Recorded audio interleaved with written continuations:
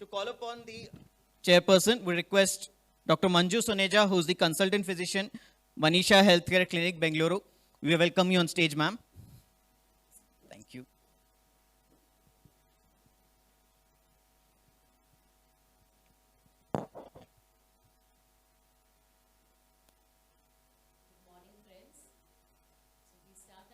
For the day today with none other than Dr. S Dariya. It's my privilege to introduce Sir. He is an Associate Professor, Department of Medicine, NIMS and R. Jaipur, Governing Body Member, National API, Secretary ACP India Chapter, Governing Body Member, National CCDSI, Past Joint Secretary, National IACM. He's a Treasurer of Rajasthan API, Joint Secretary also, Governing Body Member. He has a lot of publications in his name. He has more than 40 national and international papers published. He's been the editor of ICP monogram on diabetic foot disease in India, interpretation of CBC in clinical practice. He has a short certificate course on hematology on neglected tropical disease of India. These are a few of his publications. He is authored in Medicine Update, RSSDI Update, Associate Editor of Viral Infection Monograph, Assistant Editor of IACM Update 22. He will be taking us on the role of lipoprotein A in health and disease. Over to you, sir. Thank you so much, respected chairperson, for a kind introduction. And at the outset, I would like to thank Dr. Srinivas Murthy sir and entire organizing team for inviting me here in this beautiful morning, Bengaluru. So thank you, Dr. Srini sir. So this is something I am going to talk about, the lipoprotein A. The first time lipoprotein A comes into the picture in 1963, and then in 1974 it was scalable to the entire world. So let's have a role of lipoprotein E in health and disease. These are our learning objectives and scopes. So if we talk about the epidemiology, more than 1.5 billion population individually affected by this lipoprotein A, and it is basically genetically determined and varies significantly across major ethnic groups. It is derived by apoprotein isoforms and LPA gene polymorphism, and the black population exhibit the highest median levels, followed by the South Asians.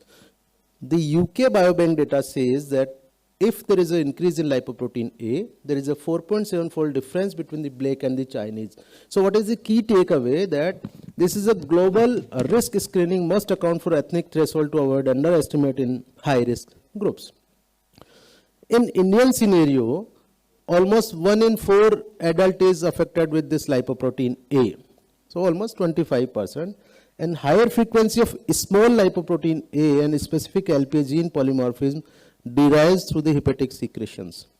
This is a marker of premature ASCD risk, and in Indian there is in South Asian it is low, but in India it is very high. And particularly in India, you can see that in South India the prevalence of LPA is more rather than the East and the North India. Structure of lipoprotein A particle. This is a lipid-like core protein where the disulfide linkage covalent between the apoform A and ApoB100, and the variant of this apolipoprotein A are highly polymorphic glycoproteins, and they have a Kriegel domain type 4 and structure homolog with the plasminogen. So the functional impact, that the combination of cholesterol dietary esters, which is atherogenic, and they inhibit the fibrinolysis, so they are the prothrombotic. So this is a carrier of oxidized phospholipid A. The repeats of Kriegel domain 4, they are linkage with the LPA with disulfide linkage. So they are the genetically determined, and 90% of intra-individual variation are there in this LPA gene. The locus of this LPA gene is on the 6q25 to 27, and they governed by the copy number of variations and tandem repeats from 5 to more than 40.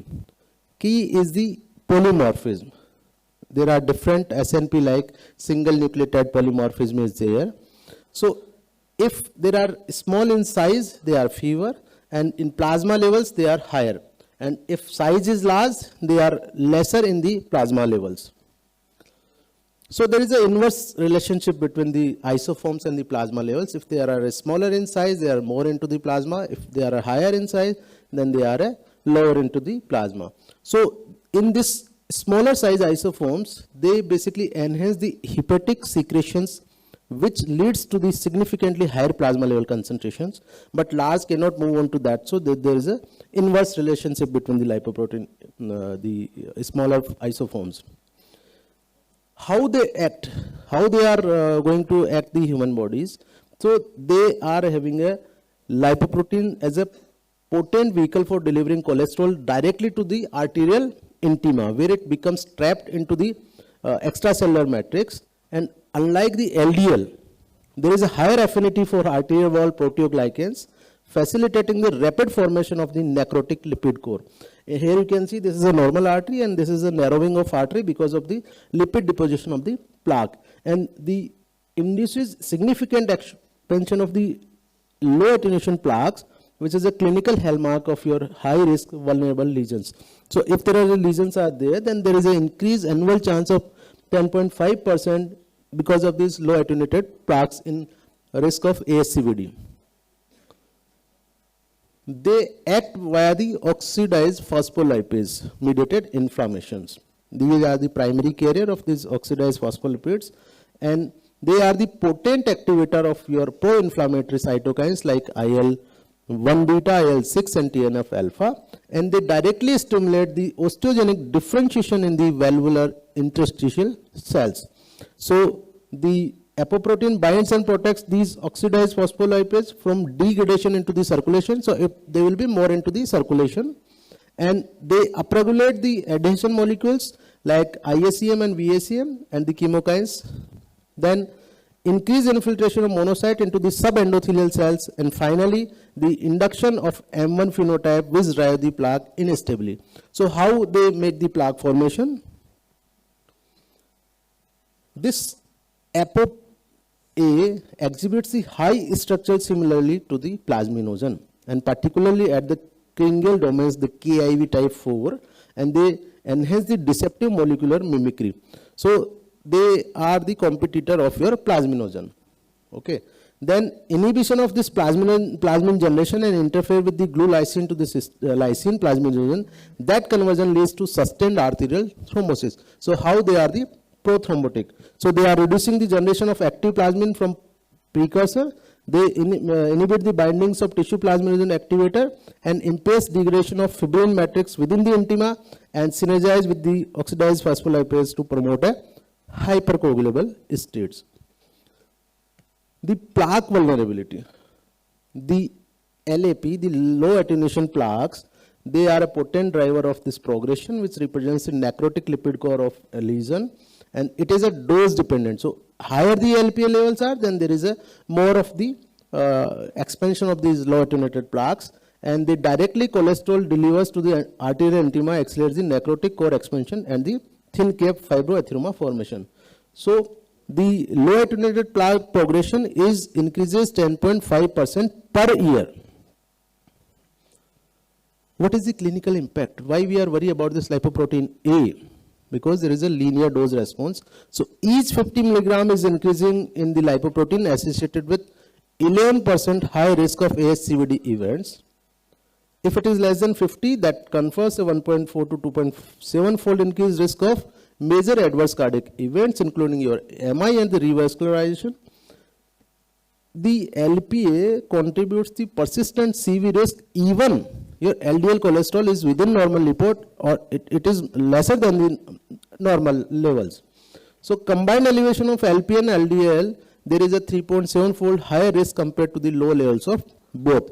So this is the important thing. If LDL is even the normal, though you can have a risk of ASCVD prematurely. So that is why we should go for the lab values of LPA. This is cerebrovascular risk and recurrence in patients where the LPA was increased. So there is a multifactorial mechanism. They involve the prothrombotic effects, endothelial dysfunction, and accelerate the large artery atherosclerosis. If elevated more than 50, it is associated with 34%. So it's a 1/3 of risk increase of incident ischemic stroke. And that is why the both first ever and the recurrent stroke events are higher where the LPA was more. The CAVS, the calcific aortic wall stenosis, again, the main carrier is your oxidized phospholipids, and this stimulates your wall interstitial cells to undergo osteoblast-like phenotypic transformation. And they promote the hydroxyapatite deposition. This is a complex pathology between the aortic wall stenosis, how they calcify the lesions. So this LPA independently associated with the initiation and rapid progression of calcific artery wall stenosis, doubling the risk of wall replacement. So elevated LPA, oxidized phospholipid accumulation, there is a wall interstitial cell stimulation, and endpoint is your wall calcification. How to measure this LPA? The units and conversion is a big problem. There is no universal method right now. So preferred method, we should measure in the nanomole per liter, and this measures particle numbers directly and isoform independent of your quantification. And we should discourage the milligram per deciliter because that measures mass, not the particle count, and there are variable based on isoform size also. So the conversion between milligram and nanomole is not scientifically valid till now. So there is a universal factor does not exist. This is a big challenge. Analytical limitations, the traditional assays that use polyclonal antibodies, they target the repetitive Kringle domains. So that can overestimation in large and underestimation in the, if there is a small isoforms are present. So what we should do, the targeted single copy regions, isoform incentive, measure intact LPA particles exclusively with the your ELISA, and that essential for monitoring the disruptor therapies like the movalapilin. That is a treatment for this LPA higher patient. So variabilities, 10% intra-individual biological variabilities and 30% patient with absolute changes in more than 10 milligram percentage. So that is why milligram and nanomilligram, there is a difference between these two. Once you have measure the LPA, so levels typically you can, the LPA starts above the age of 5, and they genetically determined with high relative stability throughout your life. So measure at least once in your all adults to establish genetic risk phenotype. The gray zone, when we have to reassess these, so target for repeat testing is to confirm persistent elevation, especially if there is a history of ASCVD, that enhancing factors now present. And high risk triggers, that repeat testing warranted in patient with the premature MI, the recurrent major adverse cardiac events, or progressive calcific aortic wall stenosis, despite the you are giving the therapy for to reduce this LPA. This is something beyond the score 2, as we know that for risk stratification we are having a score 2 there is, but the risk modifier status, if it is a more than 50 milligram per deciliter, there is a primary risk which enhance factor beyond the risk 2, and it improves the risk prediction accuracy for both primary and secondary prevention. So we have to reclassify. Our 50% of secondary prevention patients move to higher risk categories after the determination of your LPA. So refined decision making for intensive lipid lowering therapy, and independently predicts recurrence events with hazard ratio of 1.8 to 2.7. So synergistic risk with high LDL cholesterol, and if LPA is raised, then it increases 3.7 fold. So that predicts your progression of low attenuation vulnerable plaques. So the coronary artery calcification progression is raised when it is a more than 50 milligram per risk to that of 50% of odds ratio. So what is the clinical implication of this? That the LPA into global risk assessment enables personalized intensive prevention for high risk individual otherwise missed by the traditional method. So what happening in India, we are going for a lipid parameters, and lipid parameters we are using that it's okay, LDL is okay, less than 100 or less than 17 high risk patient, then patient is okay. But still if LDL is low but lipoprotein A is high, then there is a risk of ASCVD and the MIs. The risk calculators. Personalized risk justification, you can online calculators with integrated levels, traditional factors, including your age, sex, or smoking and other factors. It gives you to estimate absolute risk for MI and stroke up to the age of 80, beyond your standard 10-year models, and identifies patients who move into high risk category, who was previously borderline to high risk, and after the LPA determination. So it guides the intensity of LDL lowering and the decision of auxiliary therapies like aspirin in your primary prevention. So 50% risk probability because of if your one parent is affected due to the codominant inheritance. So like somebody is having a lipoprotein A, the one parent or both parents, if they are having this, then what are the chances? So this index case where the one parent is having a more than 1 nanometer per millimole, then the first degree relative will have a testing for your parents, siblings and kids, use isoform insensitive assays and initiate early risk stratification if the chances are there. So 47%, 32% children and other first degree relatives may have a risk of lipoprotein A related cardiovascular risk. So we have seen the importance of that, pathology and diagnosis. Now how to manage this? Obviously in all ASCVD we have to start with the lifestyle and the statins. So start with dietary changes, physical activity, but this LPA is nothing to going change by doing all these. So we have to critically manage other modifiable risk factors, hypertension, diabetes, obesity. This remains genetically fixed despite your optimal therapy. It is not going to be changed by your LSM, lifestyle modification. Then what next? Statins, they are the standard for your LDL cholesterol reduction, but shows a paradoxical effect. They observed once you are going to reduce LDL, there may be an increase in 10 to 20, or it was a 5 to 10% reduction in plasma lipoprotein A, because upregulation of your hepatic LP gene expression by reducing your LDL. So role of PCSK9 inhibitors, of course, they are reduces 25 to 30% of clearance or reduced assembly, and they are preferred in high-risk patients where LDL cholesterol is controlled but LV remains elevated. There are few landmark trials like 4 years or Odyssey, and they have shown the reduction contributes independently of your mass risk reduction. Yesterday, I was reading in my mobile that males are usually comes with the ACC and AHA. Still, they are discussing whole of the US that what should be the first treatment of choice for the lipoprotein levels are higher. So the people are saying, the topmost cardiologists are saying that this should be the topmost, the first priority if there are a higher prevalence of LPA levels, lipoprotein apheresis. At present, currently, this is reserved for patients where the progressive ASCVD and LPA more than 60, despite your maximally tolerated lipid lowering therapies. So is it prohibitively expensive? Because usually 1.5 to 2 lakhs per session. And in India, only fewer than 5 centers are working across the country. Minoria sir knows better than me. And it requires a regular sessions, weekly or bi-weekly, to manage this. Role of aspirin in primary prevention. There are a secondary analysis shows that aspirin reduces the MACE more than 50% in carriers of the LPA, single nucleotide polymorphism, because they are associated with a 46% reduction in coronary heart disease in individuals where the LP was raised more than 50. How it acts? It promotes platelet activation and inhibits fibrinolysin, and this aspirin is antiplatelet, directly counteracts the prothrombotic properties of LPA. So aspirin in high-risk Indian patients with more than 50 milligram, particularly in primary prevention, we should start that one. What are the new therapies? They are ASO, the antisense oligonucleotides, and they are the second generation targeting hepatic LPA mRNA, inhibits synthesis via RNase-mediated degradation.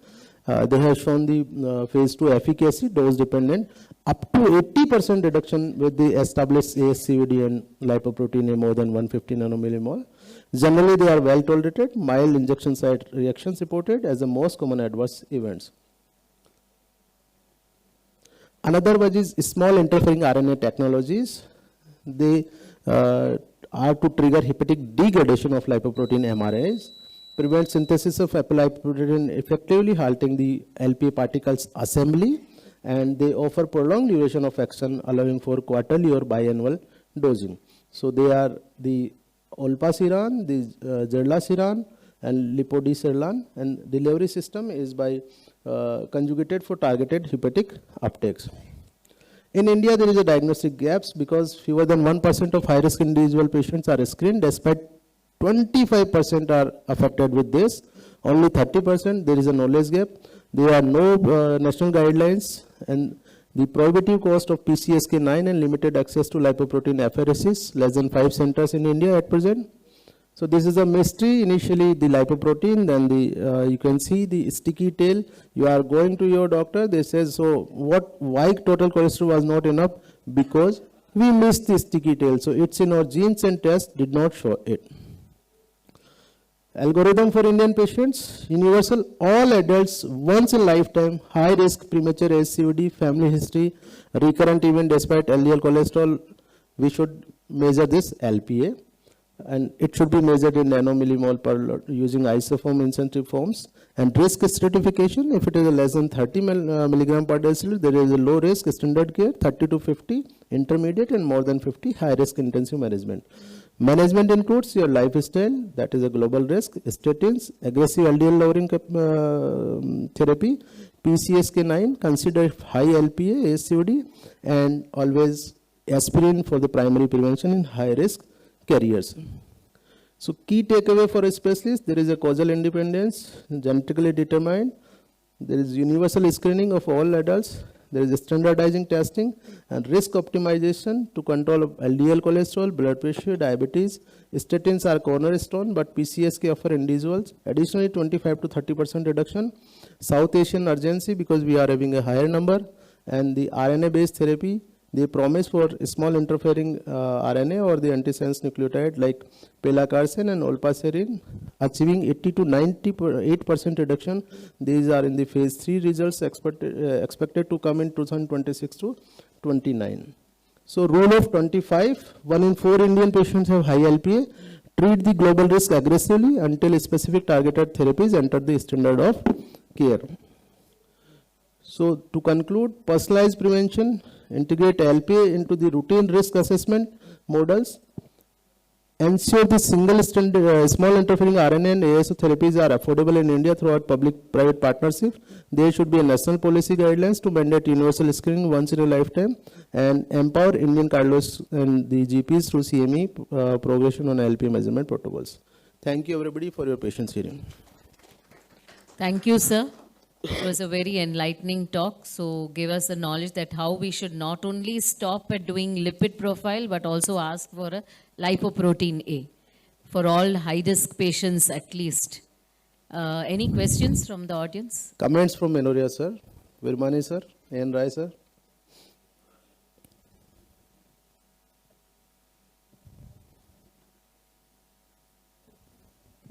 Give mic please. I think one of the practical things which we must remember that when we are measuring LDL cholesterol, it gives cholesterol of LDL plus LPA. That should always be. So in a case where you are lowering LDL by statins, if you don't get an optimal response, always look for LPA. Second thing is this CRISPR-Cas9 technology is being evaluated to target LP. It has been successfully evaluated for PCSK9 and other disorders. And thirdly, this obicetrapib, which lowers LP by 54%, in times to come may come as a therapy. But yes. You had a very informative and exhaustive lecture. Thank you, sir. Thank you so much. I have a question, sir. If we get a patient with high LPA and we start them on PCSK inhibitors as well as aspirin for primary prevention, should it be reassessed after starting, and what will be the period to retest them again to confirm that it has helped? Yeah, I showed in one of my slides also when we have to reassess the LPA.